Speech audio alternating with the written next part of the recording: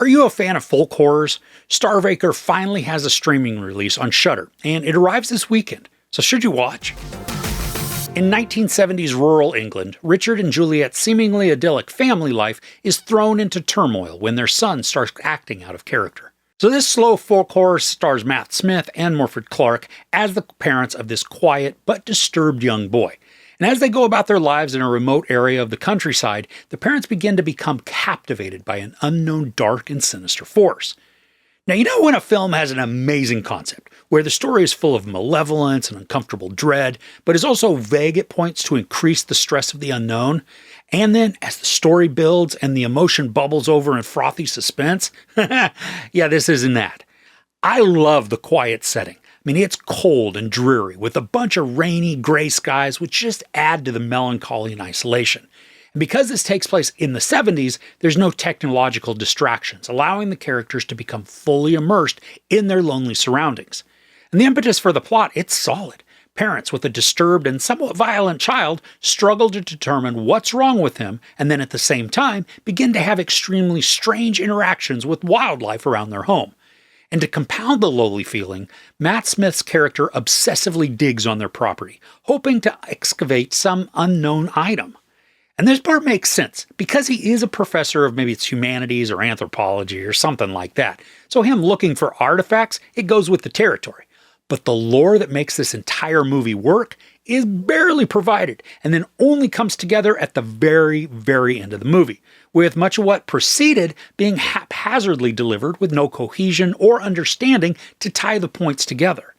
I think at some point there were all of the threads that interconnected and created a disturbing story, but what we get in the film is just a jumbled mess of characters sulking around, barely speaking, with scenes cutting back and forth to various locations and interactions.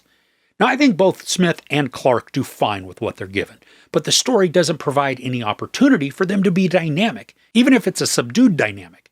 It's like we watch a couple of people mope about their home, not speaking to each other, each engulfed in their own thoughts. And none of those thoughts are made available to us. It's the worst kind of charades because the characters aren't provided with actions that have meaning.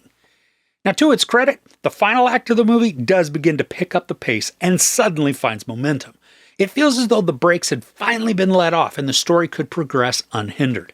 Now, I enjoyed the disturbing nature of the finale, but it came on so late in the storytelling that my mind had been numb to near sleep while watching a bunch of nothing play out.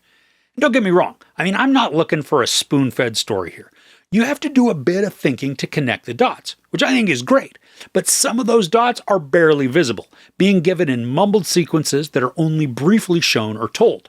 Having to figure out some of what's going on is what made me enjoy and appreciate the ending, but leading up to that, I was seriously struggling to determine what the symbolism equated to because we weren't privy to the lore that everything rested on.